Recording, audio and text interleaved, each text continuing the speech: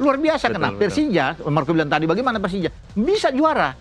Materi pemain bagus, mereka datangkan udah oke, walaupun kehilangan Maxwell, ya kan ada 5 sana, ya tapi mereka oke lah. Makanya ini tantangan bagi seorang STY untuk bisa membuktikan itu. Ya, untuk memberikan hadiah terhadap Kota Jakarta 500 tahun itu. Tapi kan tidak mudah.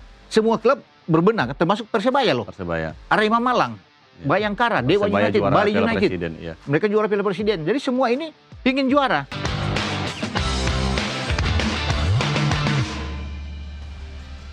Kembali lagi di NTV Sportcast.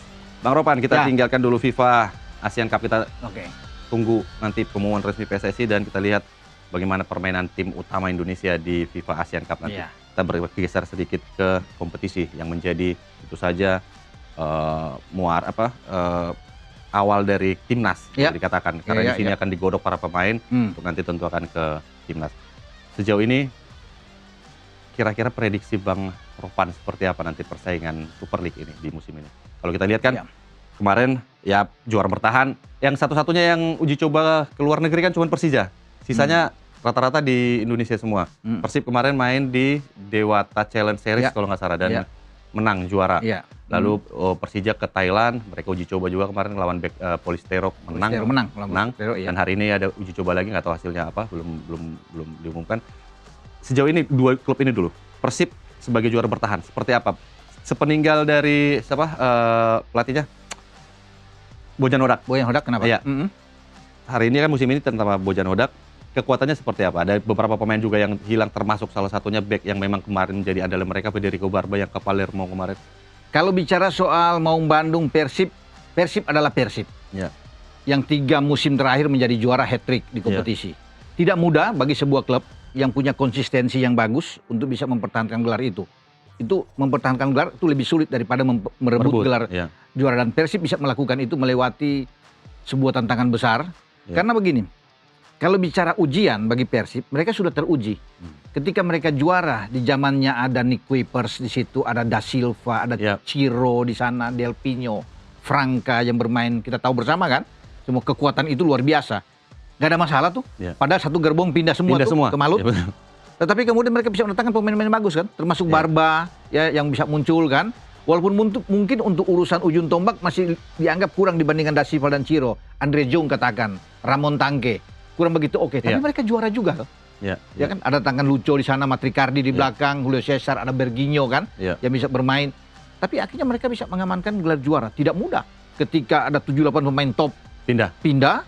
Termasuk Fresh Butuan, Dimas Derajat itu kan, pindah Edo, pindah ke Dewa kan semua kan.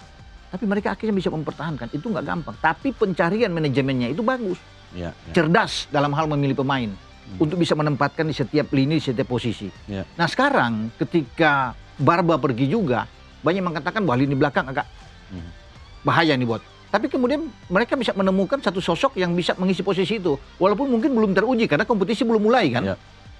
Gabriel Mutombo, ya kan? Nah ini kan bagus. Ratchaburi yang mengalahkan Persib di ACL kan?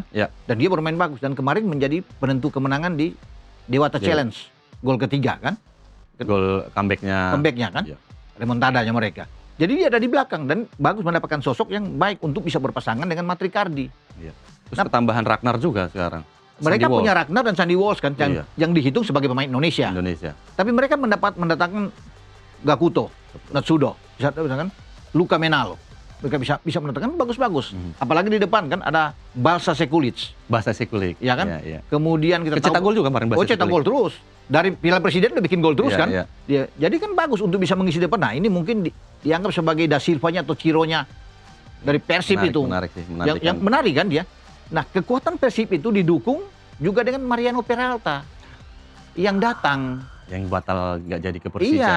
Jadi secara tim kedalaman itu betul-betul dirancang dengan baik. Pergantian pelatih pun dari Marco bilang dari Bojan Hodak kan bukan dengan pelatih baru.